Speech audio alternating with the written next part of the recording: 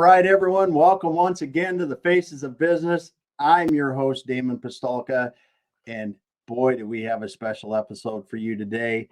With me, I can't even believe I'm saying this. I have Michael Houlihan, founder of Barefoot Wines, and we're going to also be talking about business audio theater. But Michael, thanks so much for being here today. Great to be here, Damon. Thanks for inviting me. I'm really excited. I got to tell you, talking to you before this, before today, even, I'm so excited that we got to connect and talk, because you, with Barefoot Wines, you kind of created your own, and we'll talk about this a little more. You kind of created your own segment in the wine industry. Yeah. And it was really interesting. But getting to read the Barefoot Spirit, your book, it's a New York Times bestseller. If people haven't heard it, go out and get that. That's worthwhile. And then we're going to talk a little bit later about the business audio theater, where you're telling the story of business entrepreneurs and founders, and their legacy lives on. So I'm just really excited about today. Oh. So let's have some fun. Yeah, let's do it. That was a mouthful. But Michael, kind of give us a little bit of your history up until you started in the wine industry. Wow. Well, it was really varied. I sampled from a lot of dishes before I chose my main course. That's for sure. But one of them, well, when I got out of college, I had studied business administration and public administration. And so I went to work for the city manager of Anaheim, California, as an intern while I was going to school at what was called Long Beach State College in those days, but it's California State University at Long Beach, and graduated from there. And then a job opened up in San Francisco, and I took it. And it was working with the federal government, which was the Housing and Urban Development and the SBA. And they were, in those days, they were rebuilding the cities. They were helping the cities basically rebuild their downtowns. And they did this in San Francisco, Oakland, Seattle, Los Angeles. They did these mammoth projects. And in the process of doing these projects, they had to move people and businesses out of harm's way. They would take 6 or 7 blocks and level them. And then they would come in with a plan and they would rebuild them. Well, what happened to the people that were in those 6 or 7 blocks? So that's where I come in. So they would get these young guys coming out of college to go in and talk to these people who were about ready to be moved. And so I became a business relocation specialist, they called me. And so I would go in and talk to folks who were in business in a project area, and I would help them get their business codified to the point where they could be moved to a new location and stay in business and not sue the government and win. So it was cheaper for the government to help them. So I became a business consultant before I knew it. And I was doing things like, documenting businesses, like little business, like hardware stores, you name it. From the time they unlocked the key in the morning until they locked the door at night, everything was documented. How you clean the latrine, how you smile for a customer, all that stuff, how you make a bank deposit, how you hire, how you fire, all that stuff. And so writing these big manuals, and after doing like maybe 10 or 15 of these, I began to realize that there was a lot of principles that business had in common. And there were things I learned in one business I could apply to another. And then one day I quit my federal government job because it was federal government, right? You got to wait for your boss to die, to get a raise or a promotion. Yeah. And my grandmother, my Irish grandmother, who was still alive, said, "Gee, Michael, you had all that security. How could you give all that security up?" And I said, "But Grandma, I wasn't going anywhere." So I became an entrepreneur at that time. And I started a couple of different businesses, and I started getting calls from some of these people that I'd helped working in urban redevelopment. And they said, you did such a good job moving my business. I'd like to expand my business. Can you come and help me expand my business? So I began writing basically what we call today franchises. And Okay. in the process, I became a business consultant, and I realized that I didn't have to be, living in San Francisco, that I could live anywhere I wanted to with this skill. So I moved to the wine country. I wasn't really a wine guy, uh, but I loved the river, and I loved the redwood forests, and I loved the Hmm. ocean. And I mean, that's where I would run away to every time I had a chance to escape the city anyway. So I was an urban refugee. And when I got here, I met this beautiful girl that I wound up sticking with for like 39 years, Bonnie Harvey. And Yeah. she was also a consultant, but she was in the other end of the business. She was helping people organize their offices and collect debts and stuff like that, the nitty gritty. And I was basically helping people subdivide their property and expand their business and stuff like that. But when you move to the wine country, you get sucked into the vortex of the wine industry because that's where the money is. So Yeah. we wound up working for people in the wine industry, and that's how we got involved. And so that's the background. Yeah. Yeah, So so pretty crazy, huh, Damon? no, I know it's awesome, but you talk about Bonnie, and I remember reading the part in the book where you talk about when you first saw Bonnie when she came into that bar. Yeah.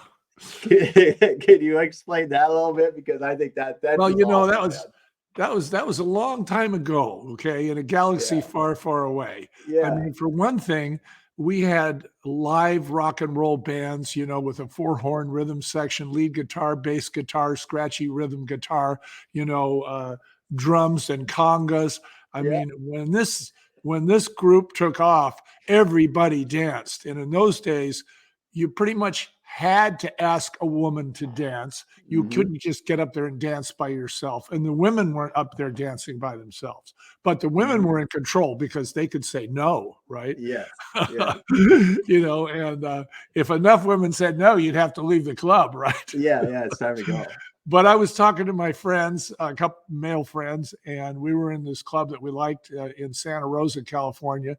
And this woman came in the door by herself, and I was impressed with that move to start with. Yeah. And the street light was shining from behind her, and she was wearing a really sheer dress. And I said, "Excuse me, guys, I'm in love." And they'd heard me say that before, but this time I didn't show up for 4 days. That's Because awesome. it was I met somebody who I had something in common with, just beyond the obvious male female attraction. It Hmm. was business. We were both business heads, and we would talk about business in really objective terms, and uh, after I'd say, "Well, have you discovered this?" "Yes, I've discovered this." "And what do you think about that?" And we were just being like a couple of nerds, business nerds. And Yeah. so, I was with her, I guess, for about less than a year. And she came to me and she says, "I have a client. He's a grower, and he's owed for 3 years for his grapes, and this winery hasn't paid him a dime. And I noticed it on his books. And I was wondering if you'd go talk to this winery and see if you can settle this debt." And I said, "Well, how much is it?" She says, "Oh, it's only about $300,000. And I'm thinking to myself, did I just marry the mob or what? I'm going Yeah. to go press somebody for 300 large for my Yeah. girlfriend. Yeah. Yeah. So I do. And So you did. Yeah. yeah. And the only thing I can get out of it is wine and bottling services because they had declared bankruptcy the day I showed up. They had no money. So I wind up with wine in bulk and bottling services. And now I got to come up with a label, and I got to come up with a distribution system and a marketing program and all of this stuff. I have to learn the laws in every state, and but I don't know that. See, Yeah. so and I Yeah. give it to Bonnie and I say, "Hey, I got it solved here. I've got a trade agreement for 300 large instead of money."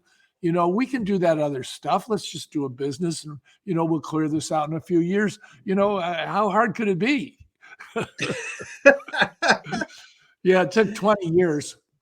Yeah. I mean, we got our butts kicked for the first 10 years, and then we did some butt kicking for the next 10 years. So it's, even though we were business people, and I think that that's what kept our humor, is that we were looking at everything, in an objective way instead of getting subjectively involved in it. We were going, look what's happening in this situation. What does it mean, right? And we were taking notes the whole time. Mhm. And I mean, Bonnie and I, we've written over 4,000 articles on business, and each one of those articles was like a hard way lesson, from taking notes, basically growing up in business. So that's how Barefoot Wine gets started. It's now the largest wine brand of all time. It's Yeah. amazing. Uh, but it gets started that way. And, at the time, our first office was in a little laundry room, in a rented Mhm. farmhouse. It was about 7 feet wide and about 12 feet long. And the only reason we made an office out of it was we couldn't afford a washer and a dryer. Yeah. So my desk was a door with, two sawhorses in front of a hot and cold water, service and, Yeah. and a drain. And I looked at Yeah. that for a couple of years. Yeah. Well, so it's so interesting because you went in to settle this debt. You're going to negotiate the debt, and they said, "Well, we don't have money, but we can give you wine and we can bottle it for you." And you're saying, "Okay," but before that, did you have any knowledge about what it takes to sell wine, the legal, the Not anything like that? not a clue, Damon. Not a clue. And what's worse is we didn't have any money.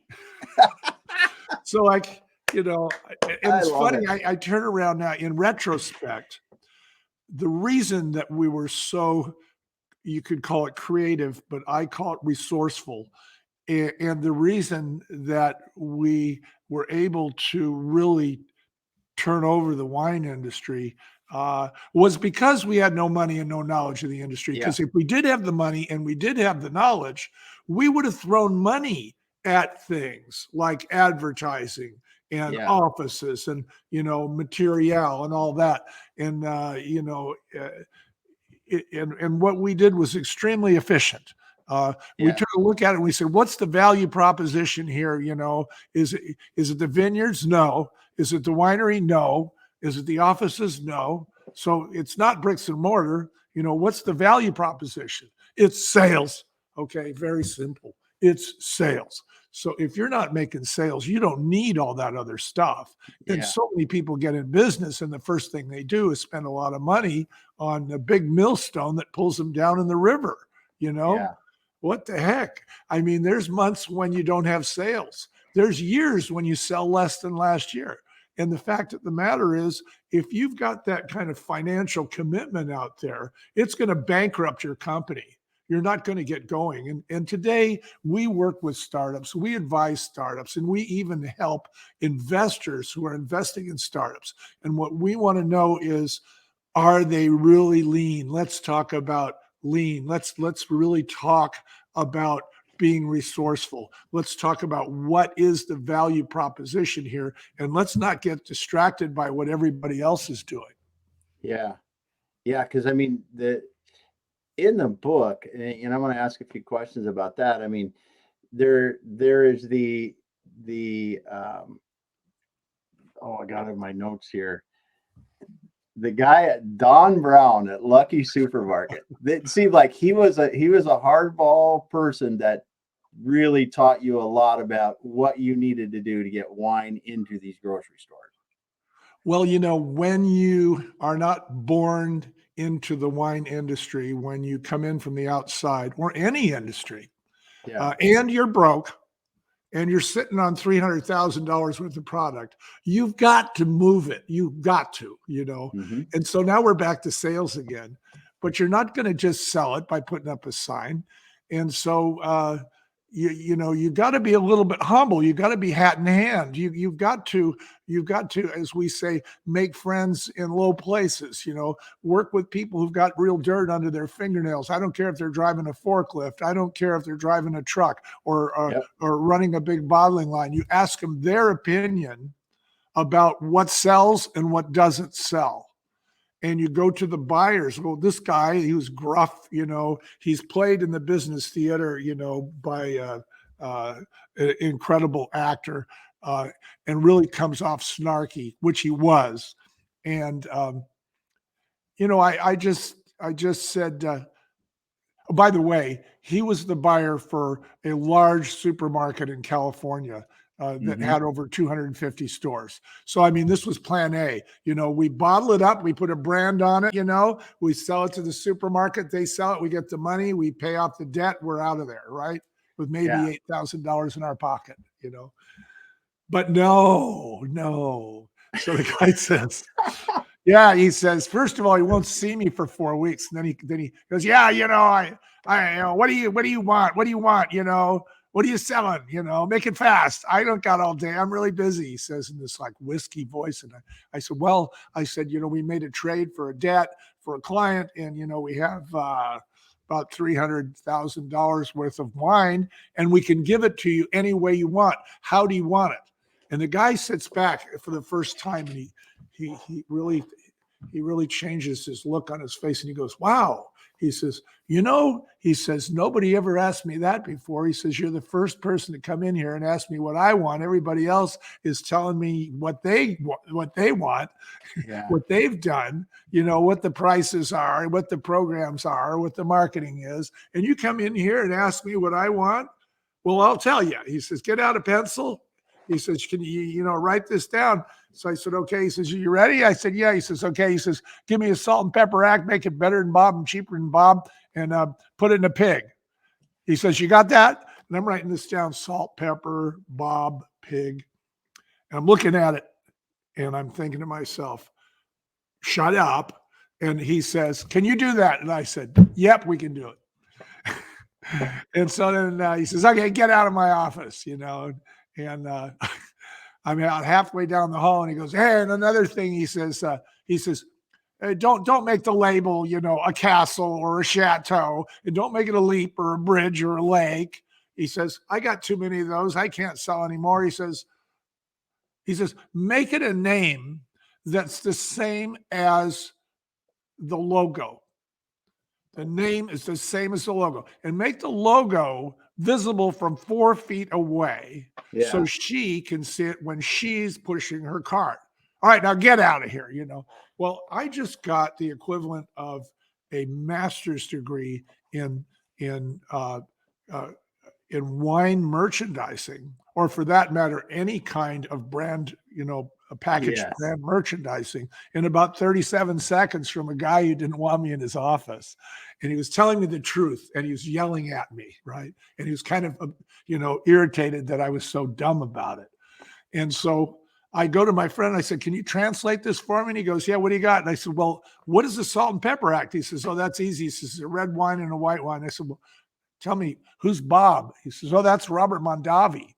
I went, wow, got to be better than Rob Mondavi, got to be cheaper. That's going to be a tall order. I said, "Just tell me one last thing. What's a pig?" He says, "Oh, a pig." He says, "That's the big fat bottle of wine. It's not the 750 milliliter. It's not the one we think about that's the fifth. This is the big fat 1.5 Magnum." I went, oh my God. So this guy is telling me that the way to enter the market is with a 1.5 liter package. I would have never thought of that in a million years. See? Yeah. So the guy was rude, but he was giving me the keys to the kingdom. Yes.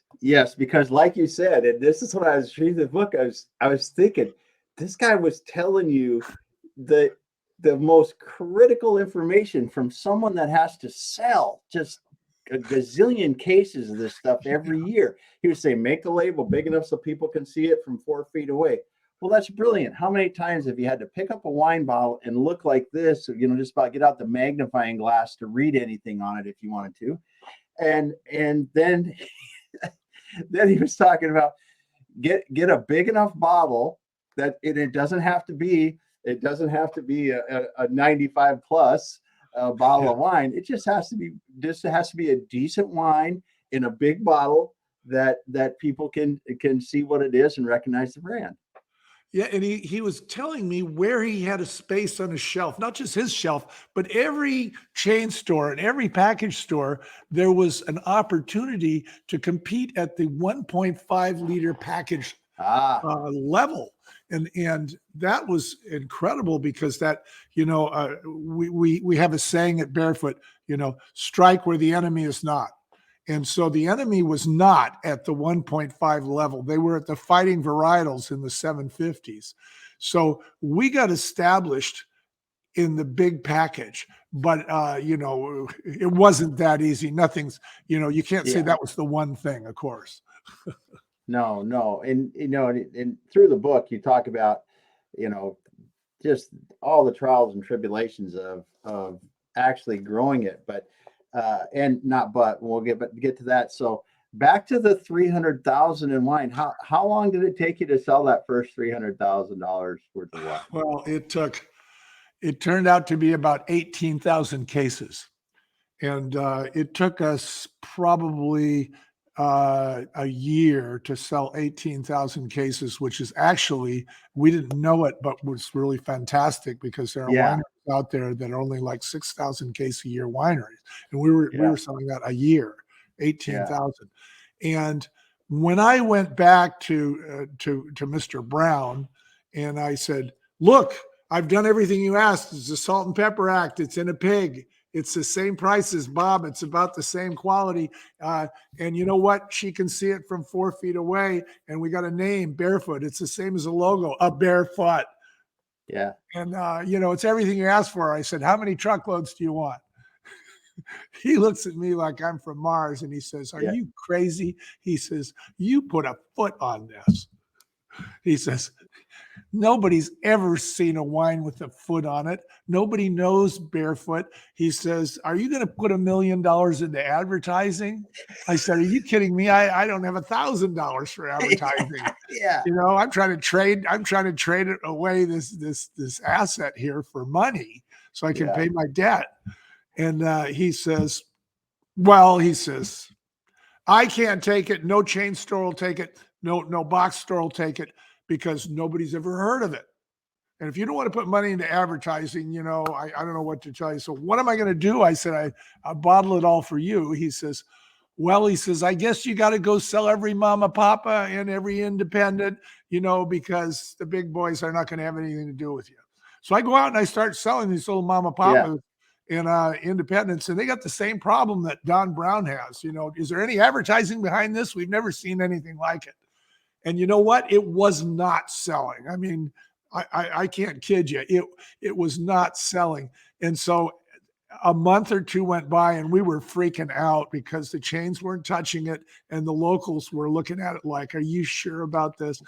And so yeah, then we get a call from a guy in Chinatown in San Francisco who's the head of of a neighborhood association, and he's trying to raise money for slides and swings and sandboxes and jungle gyms for an yes, after-school park for kids in his neighborhood to keep them off the street. And I mean, I really identify with what the guy's trying to do, but I can't help him. I don't have any money. Guys yep, asking me for 50 grand. I answered the phone. I said, are you sure you got the right number? He goes, oh yeah. He says, you're very wealthy, well-known business. You can. And so I said, well, I don't have any money, but I'll give you some wine. And maybe it'll loosen some people up. They'll write a bigger check. And maybe you can auction it off and raise money and buy a few slides. He says, okay. And I don't hear from him anymore. But I noticed that the sales in his neighborhood take off. And I thought to myself, this is really interesting. yeah, I wonder if they'll take off in another neighborhood. So we went to another neighborhood, found out what they were trying to do, gave them money for their, not money, but gave them wine for their wine, fundraiser. I wish I had the money. And sales took off in that neighborhood. And we called that worthy cause marketing. It was yeah, before cause marketing. And the idea was to get the members of the nonprofit to give them a social reason to buy our product and to turn customers into advocates. And so Yeah. that's how Barefoot got started. And we supported, now before, like I told you, I fell in love with the wine country because of the trees and the ocean and the river. I didn't say I like the wine a lot.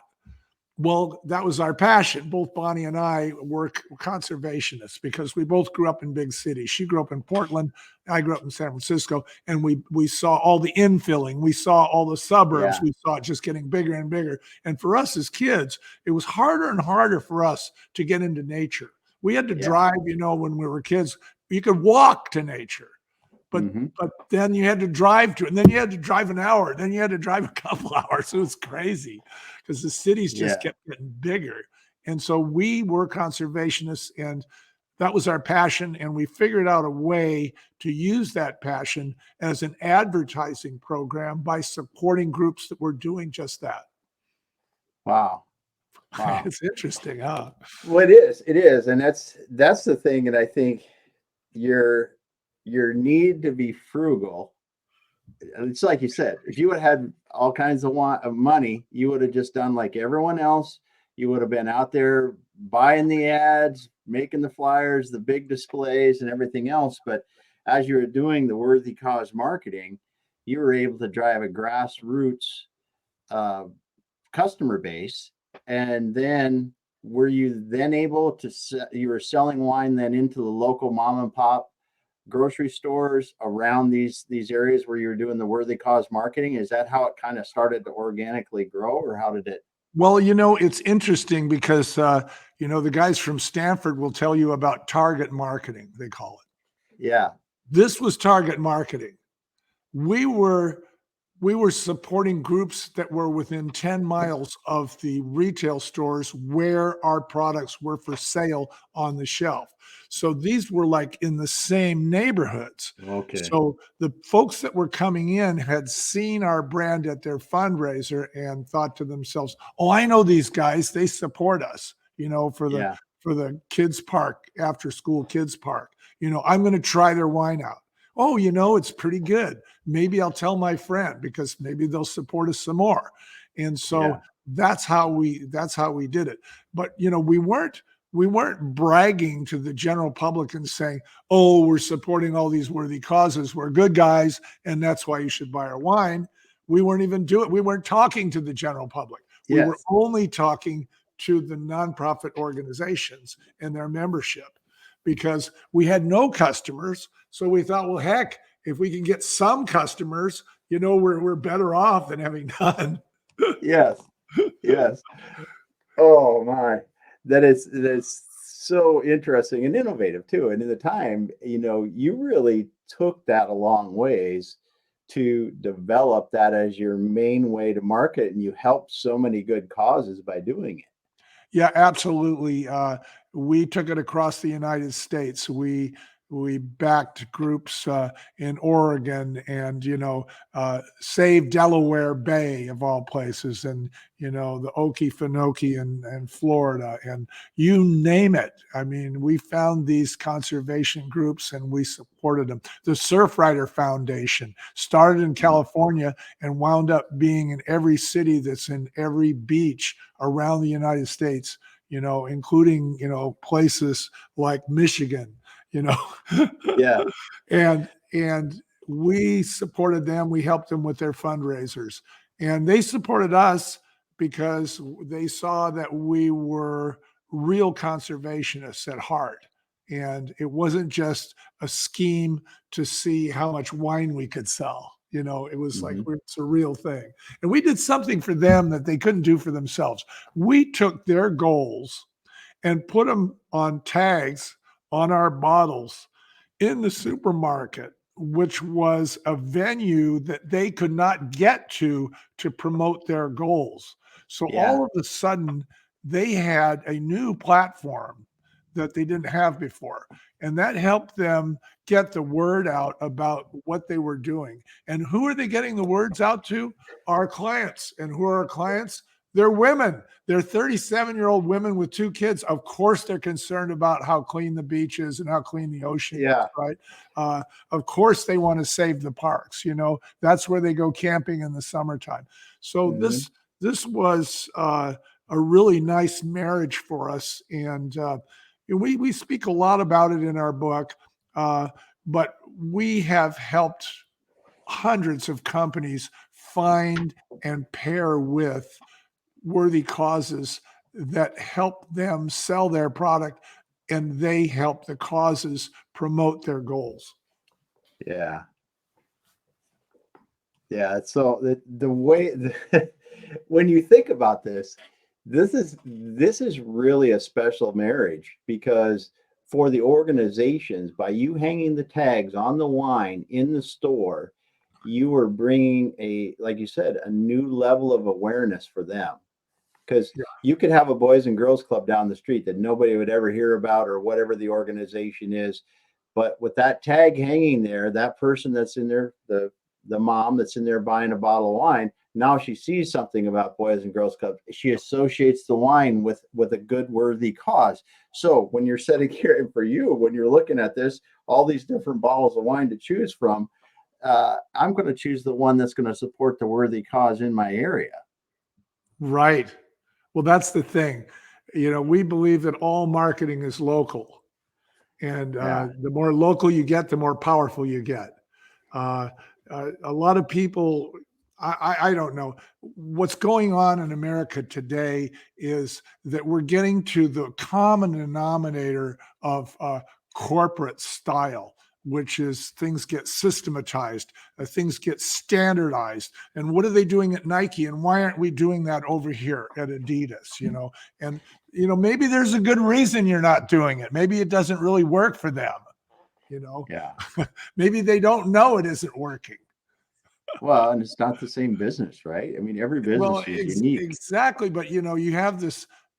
There's what's happened is we've professionalized the various different silos within corporations to the point where they've got their own national meeting, they've got their own website, they know what people are making in other companies that do what they do, so they become hired guns. So you don't have the kind of loyalty that we used to have in corporate America.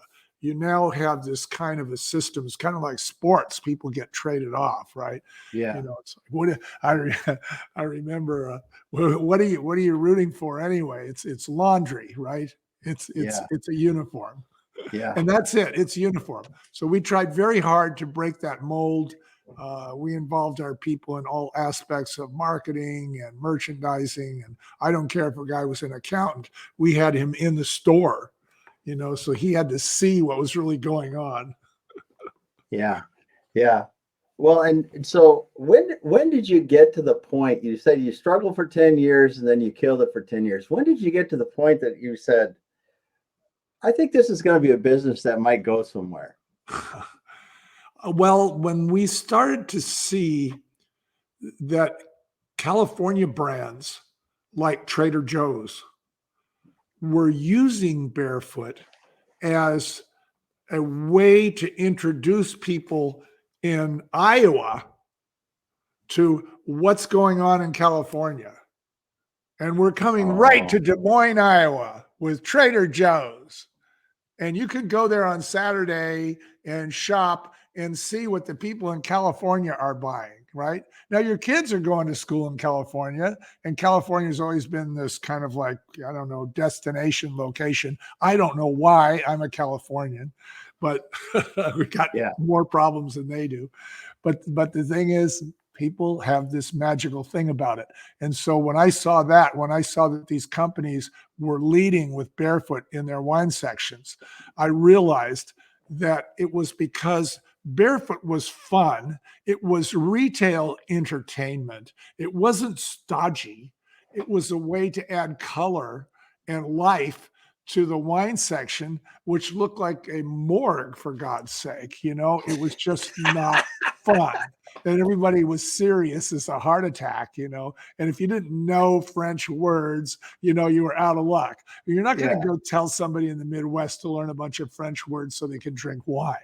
But Yes. if you show them a barefoot, they'll laugh and they'll go, okay, now here's something I can relate to. It's a very American image. So Yeah. that's what when we saw that, we went, okay, this is going somewhere. And that's when we realized we had to shift gears and go from basically an entrepreneurial mindset to a much more international mindset, because we expanded into 28 countries at the same time. So it was, and expansion can kill a business too, because Yes. you can expand so fast. So we lucked out. We really lucked out. We got a new CFO who was a cost accountant. Now, it's different than a general books accountant. A cost Yeah. accountant is the kind of guy who can say to you, you're thinking about expanding, but you really shouldn't expand into New York, because the cost of selling wine in New York is 3 times more expensive than the cost of selling wine in South Carolina. You should just concentrate on South Carolina. Now, that's the kind of advice that people need to get in business when they're in that critical expansion mode, which is, it's not the cost of goods, it's the cost of sales. It's Mm-hmm. like, do you have to have a person in the market? How much does that cost? How much for dinners to kiss everybody's butt? Yeah. How much for free caps? How much for t-shirts? How much for this? How much for that? All this promotional material. And then, all these other costs, like what are the taxes? How much does it cost to move stuff around? What is shipping? What kind of percentages are the retailers taking? Those kind of Mm-hmm. things. So we expanded into southeastern United States, which was primarily supermarket laws. Every state in the United States has a different mentality regarding Mm-hmm. alcohol.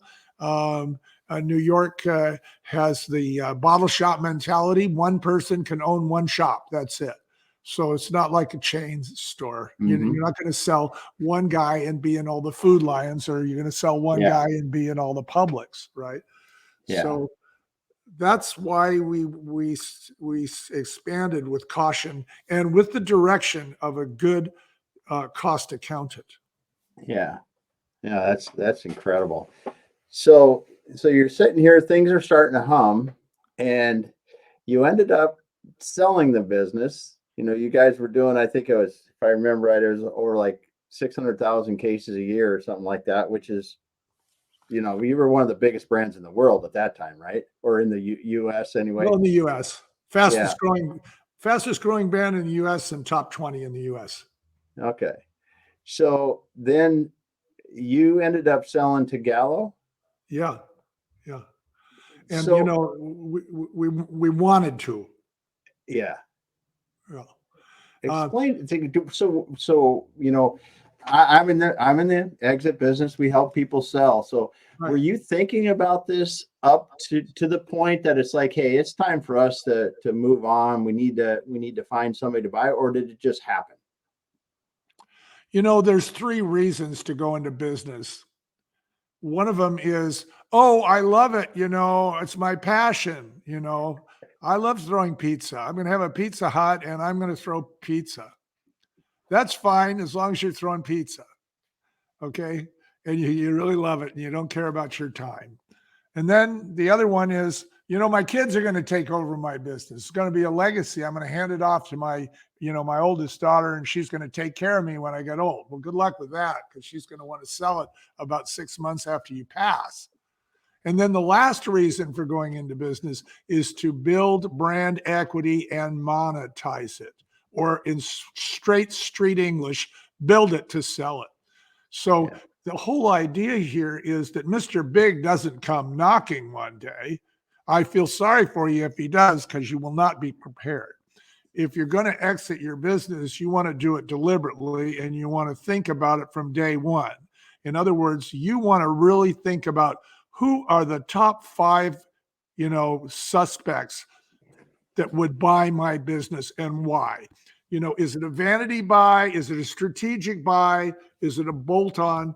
Why am I doing something in a space that they're not? Is this going to help them? Do they want to destroy the competition that I'm at? They all have all these different reasons for wanting to buy your business.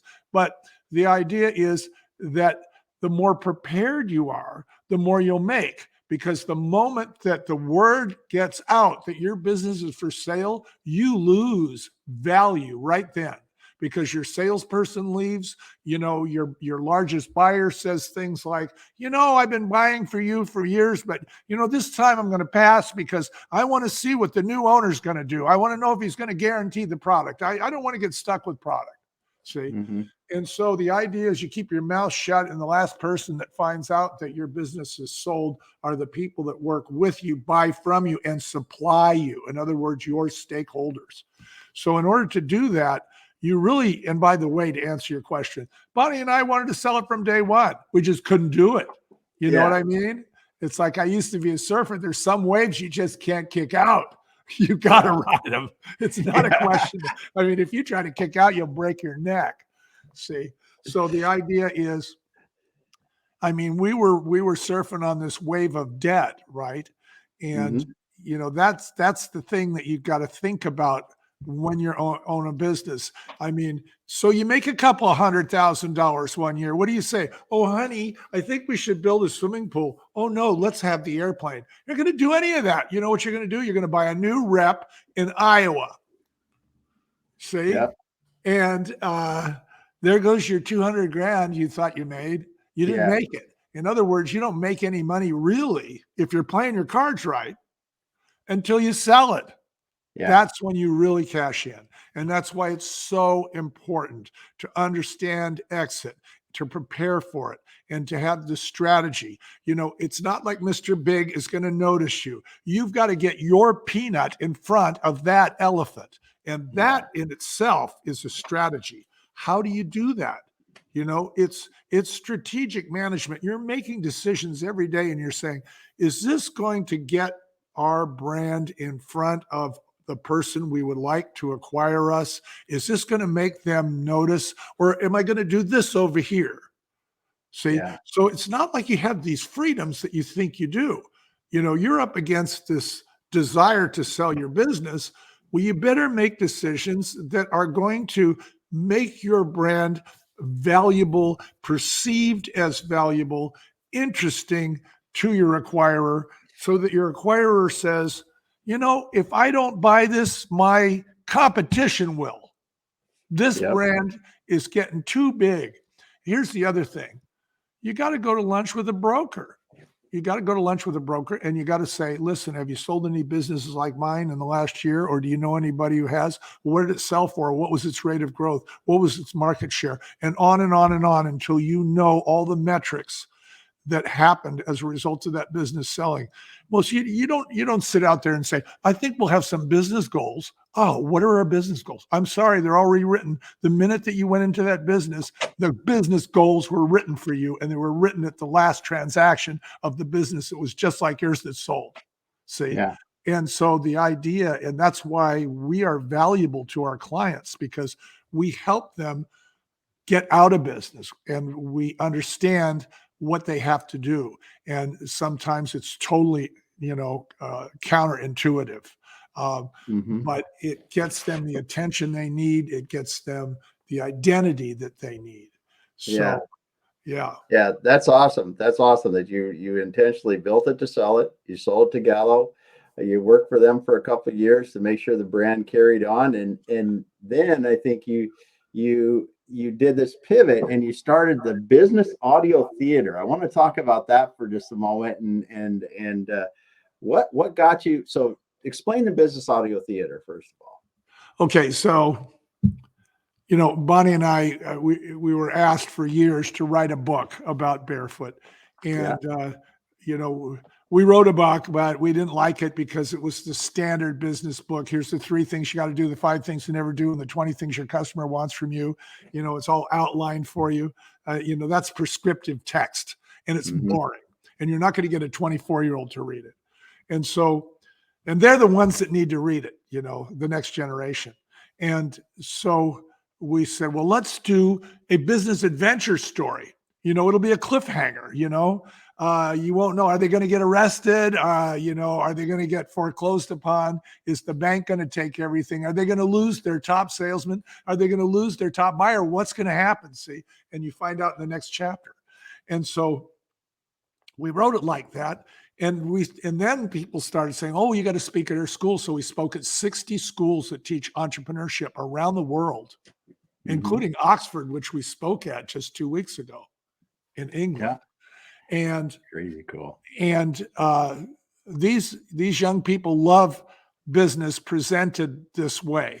And about maybe 5-6 years ago, we noticed that they were all coming in wearing earbuds, and so, I'm a boomer, so I ask boomer questions. I said, well, what are you listening to? Is it rock and roll? Is it hip hop? What is it? And he said, oh, no, I'm listening to a podcast on how to improve my business. Another woman said, no, I'm listening to War and Peace. The damn thing's so long, I can't sit still for it. So I looked at Bonnie. She looked at me and she says, we've got to do this. We've got to do an audio book. So we went out and we bought the top 5 business audio books from Audible, and we listened to them, and they're all great.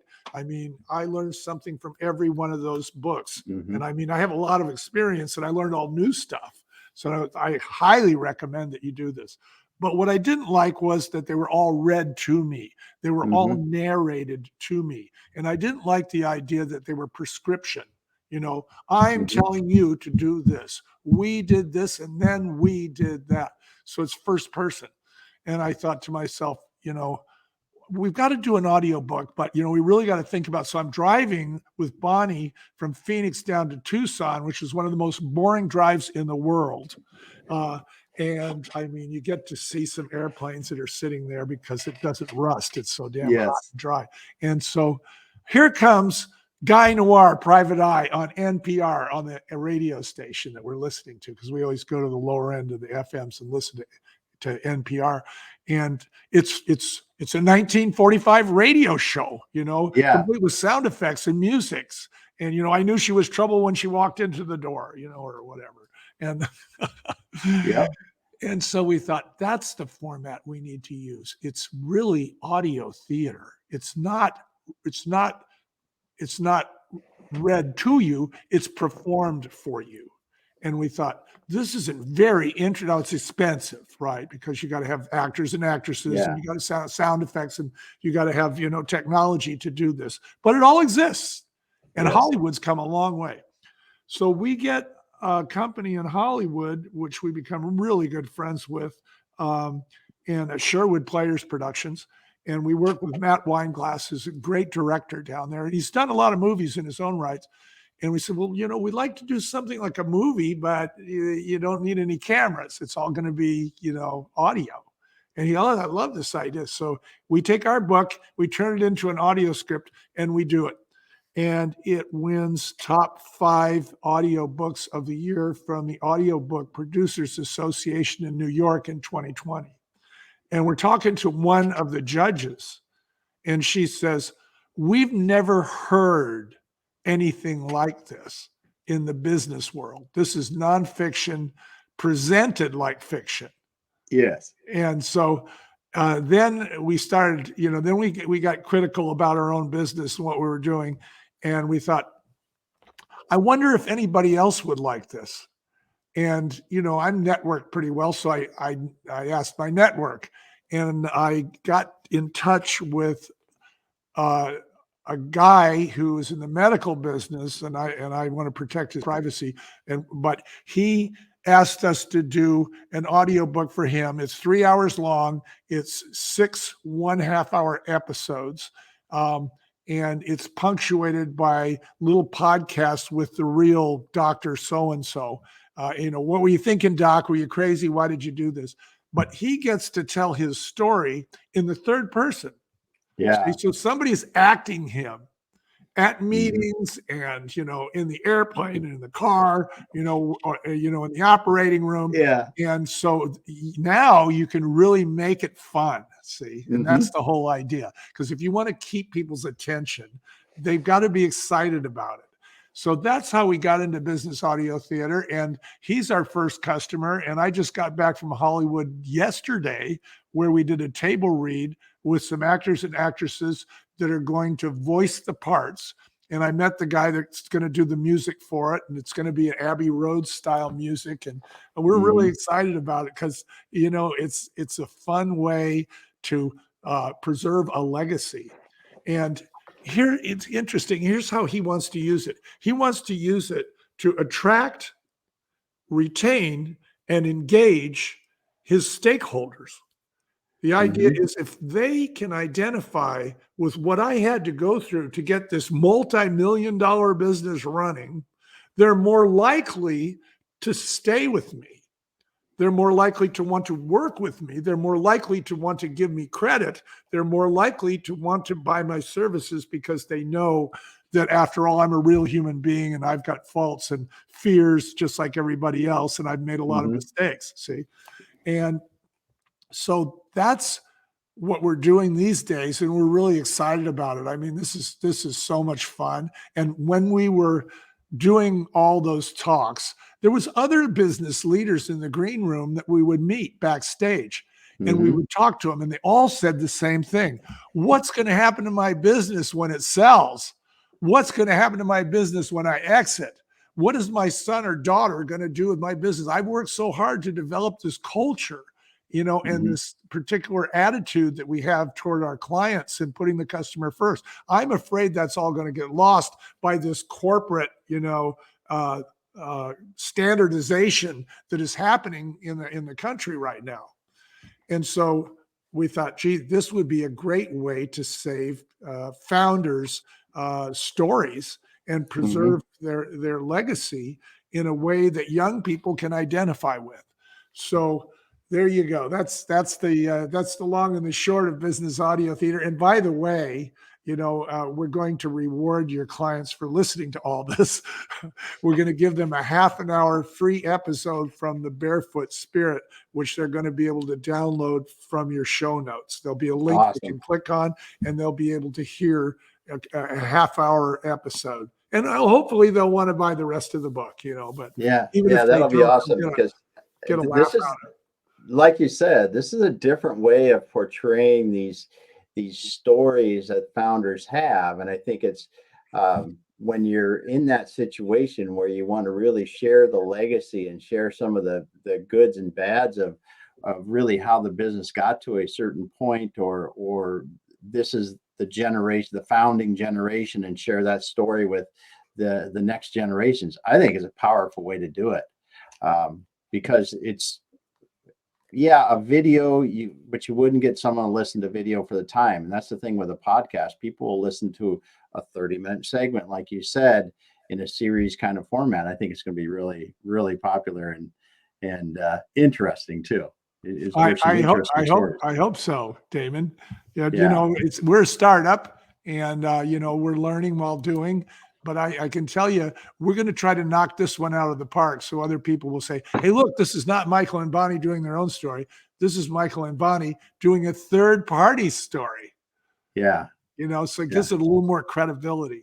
Yeah. That's awesome. That's awesome.